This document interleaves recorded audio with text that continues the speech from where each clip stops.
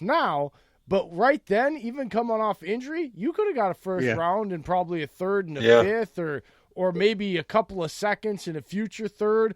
You could have gotten quite a bit back for that guy. And at this point, I think you'd be better off because it would never have been on Nick Foles, just like it wasn't all on Nick Foles going to the Super Bowl. Whereas they put it on Carson Wentz, and you see the results. Yeah, and you would have gave Nick Foles, in that 18 to 20 million range rather than 25, so you would have had money to spend elsewhere. Exactly. So, yep. Well, you know what? Well, you mentioned Giants record earlier. I have to ask this. So, as a fan, do you want to see the Giants try and string a couple wins together out for the season next year to get some momentum going? Or are you in the tank mode where you want to basically stay where you're at and just stick for Chase Young? Because he is a blue chipper pass rusher and he's an amazing player. So I want to see where you stand on that. Yeah, I would never root for them to lose. It's more just ambivalence, right? If they lose, they lose. Yeah. But if I had to be somewhat analytical about it, I would rather they lose so that they start over in every sense. Shermer goes, you get Chase Young, you bring in either a young or you bring an offensive or defensive guy as your head coach who does not call the plays and does not take total control because it's too much for one guy to do. And I can't believe people still try it. So yeah, I think I would rather I wouldn't root for it, but if they lose the rest of their games and get Chase Young and get rid of Shermer, then I'm fine with it. Yes. Okay, I like it. Yeah, because Golden, I mean, he's proven to be somewhat of a decent pass rusher for you guys, and if you get Chase Young, it could be a good tandem. Yeah, Golden is a pleasant surprise. He had what? He had a 12 and a half sacks back in, I think, 16. Then he tore his Yep. ACL. But yeah, he's been a pleasant surprise. He so much so I think they should re-sign him to like a 2-3 year deal. So And he's a really good run defender too. Is yeah, he's he very is. That was I didn't know undervalued that in about there. I didn't know that about him. I didn't know that about him at all. But he's been a really nice find. Well, you know what? Moving on to this week, I know you hate talking about this, but I'm pretty sure you've talked about it quite a bit. The injury report that came out, I had to Oh do a double take once I saw the Giants. I'm like, I saw 5 outs already, and I'm like, whoa, it hasn't even said Saturday yet. What's going on? So, I yeah. mean, has it been like this all season? I've checked a couple injury reports out, but to this extent? Yes, concussions have been an issue all year. And then guys like Evan Ingram, who you're still waiting to take that next step and be a really solid pro, he's unreliable, whether it's his knee, his foot. It's just the Giants are the walking wounded all year. It's another thing, man. You talk about coaching, training. I don't know. I don't want to sit here and blame the Strength and trainers and the conditioning, doctors, but strength and coach? conditioning, right? Like Yeah. it's a thing. It's a problem. I mean, concussions are different. Concussions are concussions, but there's so many weird injuries on this team. It has to be looked at in the offseason. That's why I want a complete reboot with everything. But yeah, it's been like this all year, and the concussions have been astronomical. They've been off the charts. Well, so, see, I got to point this out because Packers had a strength and conditioning coach that they had for over 25 plus years. They had to let him go because the Yeah. injuries were piling up year after year. And I know you've probably seen this is every single year before this year. It seemed like there was just a major injury to Green Bay. It always hit them early in the season or in training camp, and it Yep. just never seemed to stop. We hired a new guy this year, and Matt LaFleur's taken his advice and the point where every Wednesday practice or the first day of practice, even in an early week, everybody who's listed on the injury report basically does a very light walkthrough and gets that extra rest even on Thursday if they needed to. And it seems like it's just taking an extra step in caring for the players, which we're not used to because McCarthy ran these guys through the dirt like they were just another model car they can go get. So, Yeah. So I was going to say that leads. I have one question for you guys. mhm. Mike McCarthy's name has been mentioned like crazy lately. Is that someone the Giants should want or no?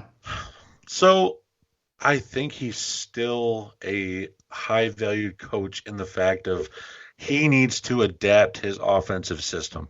So he didn't, in our eyes, he didn't change his offensive system since Right. that 2010 Super Bowl. It's been the same exact thing. So that's why if you go look, the last 4 years he was there, there was no changes. And that's why every defensive coordinator had a bead on that offense. And it always took Aaron Rodgers to win the game.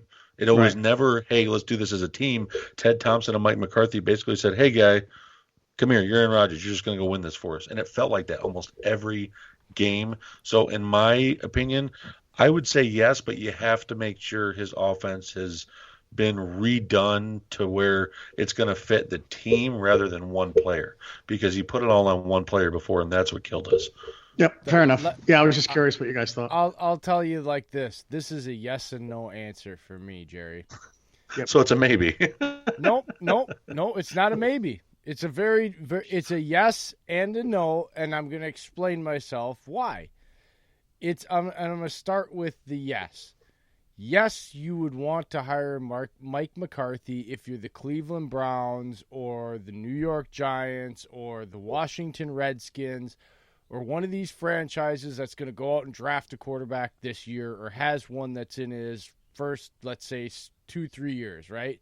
And hasn't been like beat up and ruined. Because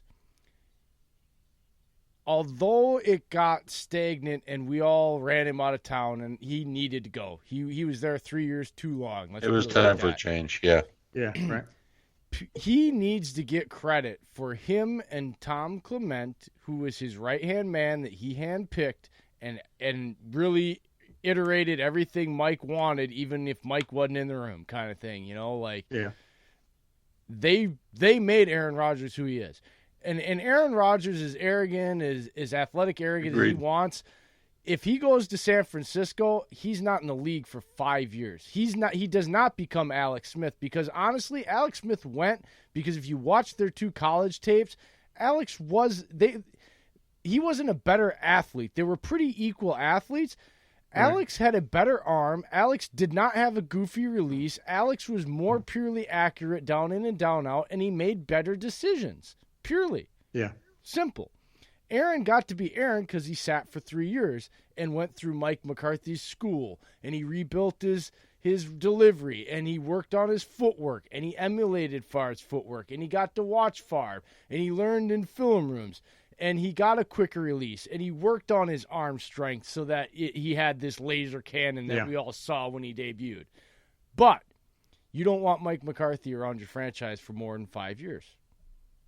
That's fair. No, that's good. Yeah. He's not going to change. It's going to get to a point where it peaks and everybody catches up, and it becomes about he will develop your quarterback, but then he'll put it all on that quarterback and he gets complacent and he gets fat catty, and the players in Green Bay said for years it just wasn't the same guy. So yes, you want Mike there. You want to hire him if you guys are in your situation or many other franchises are looking to get a new quarterback, but don't keep him there for more than 4 or 5 seasons. He's a build the guy up and then get somebody, and he'll probably win you a Super Bowl in that time. But if that happens, I'll take it. Let's do this. Well, yeah, but as much as it seems he said funny, him in, let's do it. Well, Jerry, but here's the funny thing. I'm going to say it. Even if he wins that Super Bowl, you got to watch how long he's there and be ready that even though it might seem like the stupid thing to do, you better have the requisite exit plan to go on, because that's the peak. Yeah, that's fair. No, it makes sense. Reminds me a little bit of Andy Reid in that, eventually in Philly it didn't work and it was time for him to go. But I think the difference is I think Mike has the recipe to get to that step to win the game that Andy's missing. Yep.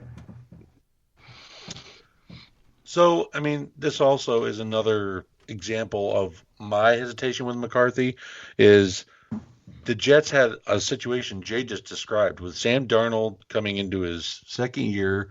But the thing is, they were about to sign him, and then out of nowhere, Peyton Manning says, hey, you should probably sign Gase. And out of nowhere, they just flip on McCarthy, even though a vet's... That's not what happened, Dave. Yes, Manning came out back Gase for that job. No. That everybody acts like it was Peyton Manning, Dave, but if you look at the timeline of what actually happened, because it wasn't just them, the Cleveland Browns were calling him in for a second interview that ended up getting canceled. And I know everybody wants to make it about Peyton Manning because he retired and everybody's Peyton and the NFL's trying to help market him, so they're trying to push that like Peyton's got so much pull, he called this team and got a coach hired. It's a bunch of BS. Jerry, here's the truth. The day before all that shit happened. Then why'd they hire Gase? They didn't hire. They hired Gase because they were panicking. Because here's what happened: because you don't listen to the radio stations I listen to. I listen to the Wilde and Tell show every day, right? And so they're talking to David Bakhtiari on Tuesday, the Monday after Mike had his interviews. He flew to New York, and then he flew to Cleveland. He had his interviews. Cleveland had already talked about having a second interview him. The Jets at that time were reporting he was their leading candidate. That's why the Browns were trying to get him in for a second interview. David Bakhtiari comes on the radio, and during that 30 to 45-minute interview on the Wilde and Tell show, he tells everybody on live radio, and it starts to become public on ESPN everywhere else, that they had a leadership meeting with Mark Murphy. And during that leadership meeting, guys like Aaron Rodgers, David Bakhtiari, Devontae Adams, and several other players that they didn't really name that were part of this leadership that McCarthy and Murphy had put together, had went and talked to him and said McCarthy was getting massages during meetings that he was supposed to be at in his interviews. He was holding up the plane up to 20 to 30 minutes for guys that were just signed off the practice squad that the door should have been left, and all the shit. And then guess what? Boom. The Jets hire Adam Gase. These guys decide to hire Kitchens, and all of a sudden it's because Peyton Manning made a phone call. No, it wasn't. It was because that information got leaked, and they said, we're not hiring a guy that his players it wasn't just Aaron Rodgers got this guy fired. It was this entire core group that they made of this leadership council that went to Mark Murphy over his head and said, dude, this shit's like, we've had enough. And right. Bakhtiari was telling the story about his side of it, how he was personally pissed one day that it was 22 and a half minutes they were holding up. And the guy had literally been signed on the practice squad 3 days before. And he said he was so infuriated at that point he couldn't sleep on the plane. That's why that all happened. It had nothing to do with freaking Peyton Manning. It's that you can't hire a guy where the team, the players on your team that you're supposed to be leading are telling you that you're a fat cat and you're lazy. That's why the interest just fell short on him. I mean, I'll stick with my theory, Jerry. I was going to say, it sounds like you have very detailed knowledge of this, so I'm going to believe you. Jay knows someone he's not telling us. That's pretty impressive. I actually know quite a few people down there in the ESPN Milwaukee area, and I listen to they're very smart down there when it comes to their Packer coverage, so I don't argue when their information comes because they're also not BS people. Their integrity is way too high for that. So, and when you hear David Bakhtiari live on the radio, why has David got to lie? Why, and then he's not saying certain things that there's more to it. So it's like, the hell does he got to lose? The guy was already fired at that point anyway, too. So, well, Jerry, with the injuries that have happened recently and throughout the season, like we just talked about, Barkley just came off recently of the injury report, but it seems like his play has not been up to par where it's usually been. Yes, there's been a bad offensive line this year, but I got to ask, is there something there that he's maybe hiding an injury, or do you think it's just he had the high ankle sprain week 4 against the Bucs, and he was bullied in that game before he got the high ankle sprain. I just don't think he's completely healthy. He keeps saying he is because he doesn't want to hide behind the excuse. It's another thing. I would have rather them shut him down to kind of go along with the question you had earlier about do you wish they just would lose out? I was ready to just sit him the rest of the year. I know that he's a competitor. He doesn't want to do that, but I think he needs another. Yeah. He's another one. He needs a reboot for next year. Just start new. That's all. Yeah, and you know what? I'm ready for him to start new because, God, man, last year, the way he ran, especially healthy, he reminded me, I know it's a far cry to say this, but he reminded me of Barry. The way he was able to stop on a dime, spin, cut back, juke within the same 3 seconds, have 5 guys miss, and go for a touchdown. It just reminded me of 2-0 all over again. And yeah, he was ridiculous. He was better than advertised. Can I ask? If it's possible.